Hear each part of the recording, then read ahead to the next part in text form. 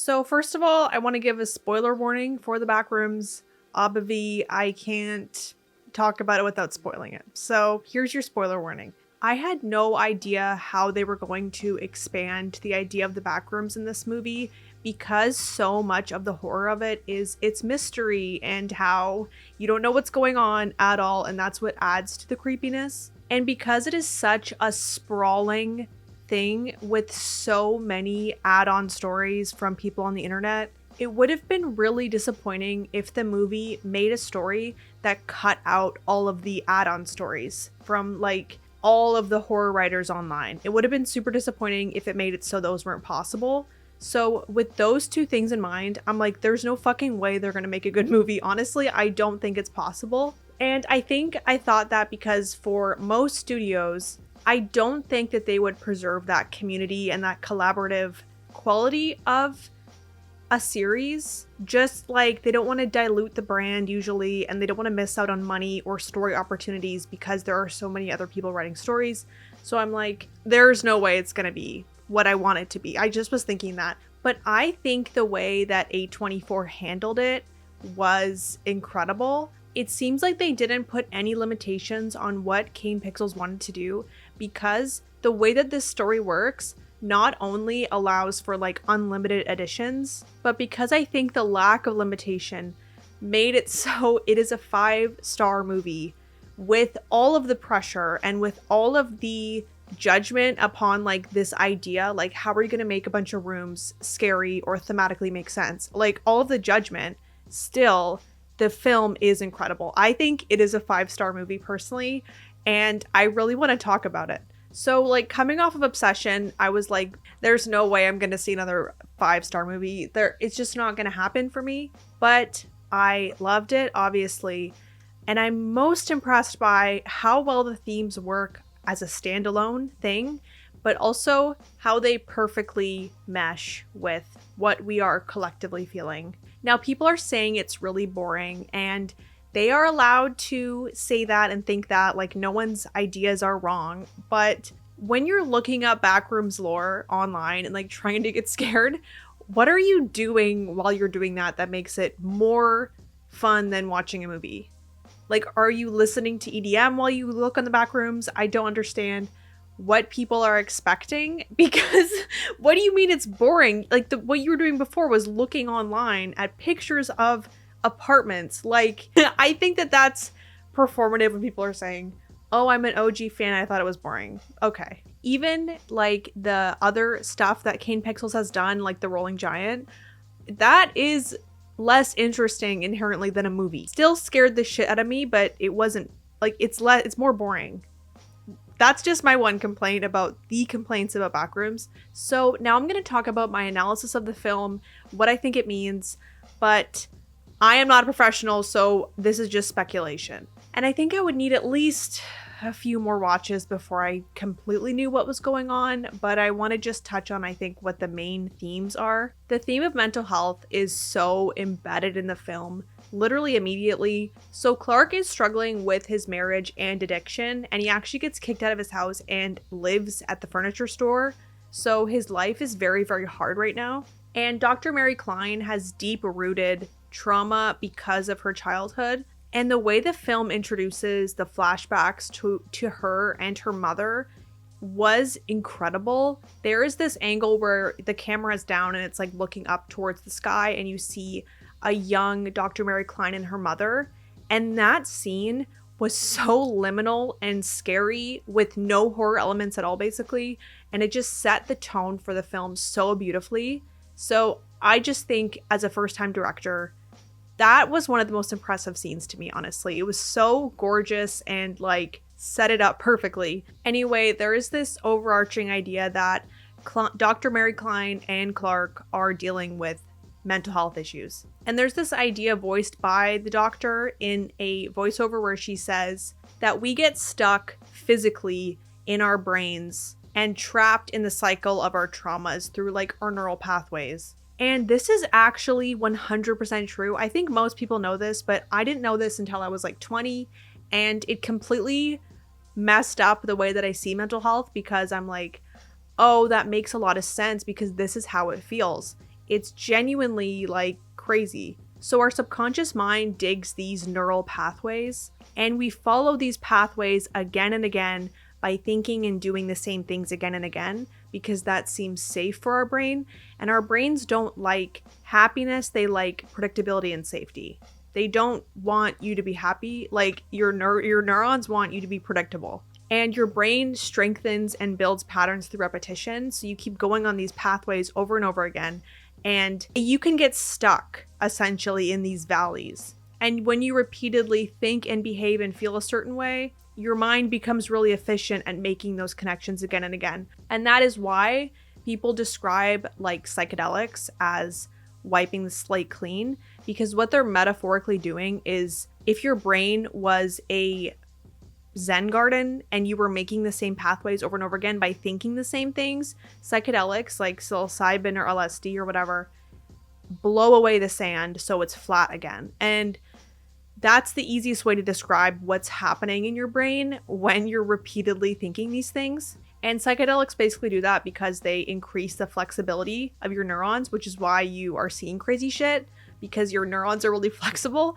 But that is an oversimplification. I'm obviously not a doctor. I'm a graphic designer. So let's just get that straight. But very helpful to know, honestly. And it can be really painful because sometimes you can get stuck in a shitty pathway where you're like, I'm terrible. Let me keep going down that path. And I'm going to expect that response from people that I'm terrible. And then you just get stuck. And it's very hard.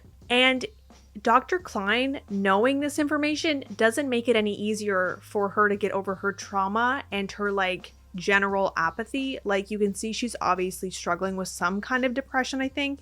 But why would this neural pathway idea be in the Backrooms movie? Like it doesn't really make sense at first. So when we think like symbolically about the idea of the unconscious mind or of memory, culturally and in a lot of media and movies and songs, we think of the unconscious mind as associated with a certain dreaminess and expansiveness. So like think of the first thing you think of when you think of mind exploration. It's clouds or dreams or like floating in space. Now, what is the opposite of that? And it would be the Backrooms. These are like a perfect reflection of what the opposite of this like positive dream-like unconscious is. There are so many walls and predictability and like the same thing over and over again. It's like not expansive, wallpapered office space. And that is just jarring as a concept, like limitless office building. Like that's very weird, because if you combine office space or Backrooms with infinity, that's hell.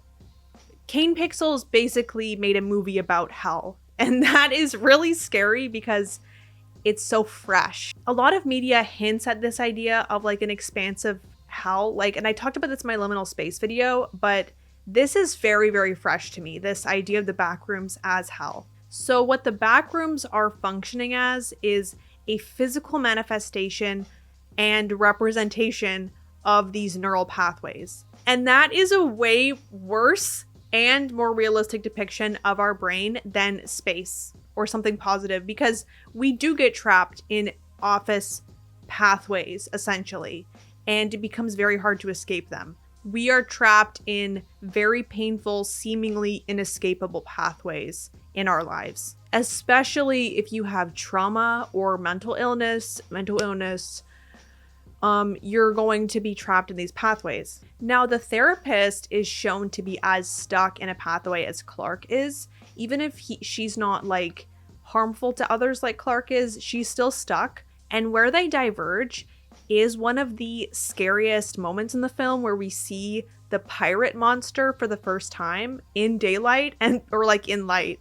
And that's super important, that one of the first big scares is when the Doctor and Clark diverge. And in this moment, the Doctor skirts death and escapes, and Clark does not escape. And she escapes because she has had a breakthrough where she basically admits, I don't know how to help you. And that's obviously not something she ever admits or says, because it was like a revelation to her where she was describing something in the vein of, I don't know how to help you, I don't know. And Clark wanted to stay in that messed up dinner scene because this dinner scene is like an actual physical manifestation of where his brain feels the most comfortable and does not have to change. And it ends up being a grotesque and unnatural underbelly of our conscious brains and what reality would look like if it was completely stagnant or like a Xerox of a Xerox of a Xerox. And because I believe the Backrooms in this film are an actual symbol and a manifestation of our collective unconscious as human beings, including Clark's and including the doctors, everybody's monster is in this universe. So we just saw his pirate monster, but everyone's is in this universe basically. And that is a horrifying, horrifying concept. So what a collective unconscious is, and it sounds way more pretentious than what it really means. Like, it sounds crazy, but it's a very popular and very, very well-known idea that Carl Jung had. And it was that we all share a collective unconscious. And I personally believe in this because I agree with what David Lynch said about creativity, which is like, he goes fishing for it and he fishes it from our collective reservoir of ideas and creativity. And I feel like I agree with that. And a lot of other people agree with that. But I think it's a nod to David Lynch that one of the characters in this film is very obviously inspired by David Lynch. And a lot of the cinematography is inspired by him. So I think it is tapping into this idea of the collective unconscious and the Backrooms being our shared unconscious. That is basically hell. So in theory, the Backrooms are filled with grotesque human-like amalgamation monsters. And that makes it infinity universes where you could make infinity storylines with this concept. So not only does it work thematically, but it allows for the Backrooms subreddits, whatever, to stay alive and thriving, which is a labor of love for the horror community. And I really like that. You can theorize that Clark's pirate monster eats people because he's hungry and he blames others to satisfy this like guilt and soothe this flame in him that he feels like he failed in life or isn't good enough, and he's like looking for others to fill that hole kind of that he made himself. Or it's just this very scary monster that eats people. But I think because Clark compulsively looks to people to soothe himself, he can't soothe by himself. That's why the monster eats people. That's my opinion. I also would be remiss if I didn't talk about how gorgeous the cinematography is and how fresh it is. There's this movie called The Hourglass Sanatorium, and it makes beautiful cinematography out of things that are not supposed to be beautiful. And somehow the Backrooms creates these fucking gorgeous, gorgeous shots of weird things that you would never have seen before. So it's like, not only did they film or create with VFX or whatever, things that you would never have seen before, like the weird unnatural geometry and stuff, but they made it gorgeous. So that is so hard to do. Like, I don't think people understand how impressive it is that they made this look so fucking good when it's never been done before like this. Just saying, it's really fucking cool. Also, this movie would not be what it is without the insane levels of creepiness and tension, I think, from Kane Pixels, because he's so good at that. Like, and in his other media, he's super good at scaring you. But the chairs and the signage was so eerie and creepy and like unexpected. But I also think, like, symbolically in a way, you can see the collective underbelly hellscape as repeating things that people see a lot and frequently and from childhood. So like furniture and walls and stores, you know, like it's just things that people see a lot. And pools, like it kind of signals things from childhood. So it's going back to that idea of memory and trauma and the brain. But it takes any comfort away from these memories by basically removing the context. So like Christmas tree, no Christmas. Pool, no sun, no sunshine. Like, that's creepy. It's creepy because the context is removed, and that's so fresh for me. Like, I don't know any other thing that does it like that. Basically, the Backrooms is suffocating and terrifying and claustrophobic because it is so intertwined with humanity that you cannot escape it.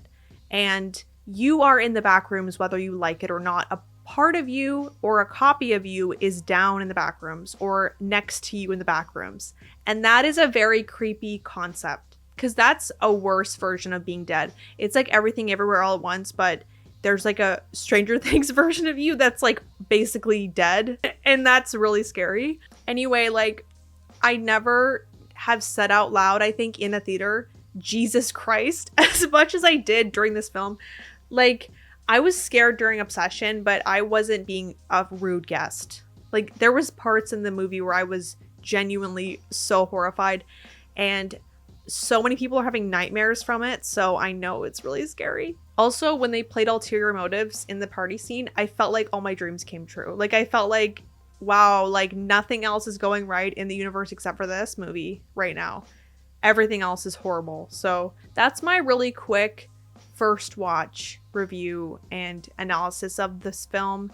Loved it. Can't wait to see Backrooms 2 because obviously they set it up so you could have Backrooms 18. Like, and I'm not mad. Thanks for watching if you watched till the end, and thanks for being here. Love you so much. My next video, I'm almost done with my analysis and the book, but I'm going to be making a video about the body horror of like Ozempic and body image issues with this book called Nothing Tastes as Good. So if you want to read that before I do my analysis and spoil the whole thing, you can. It's not like a masterpiece novel, like it's not super esoteric, but it's extremely entertaining, and I think it touches on so many things that I've been thinking about with like this kind of culture we're in where it's very body focused. So I'm excited. I'm excited about that one. That's going to be my next video, but I wanted to get this out because people are a little confused, I think, on what the film is about, because if you thought that was boring, then I'm really scared for everybody. I'm scared for society. Peace and love.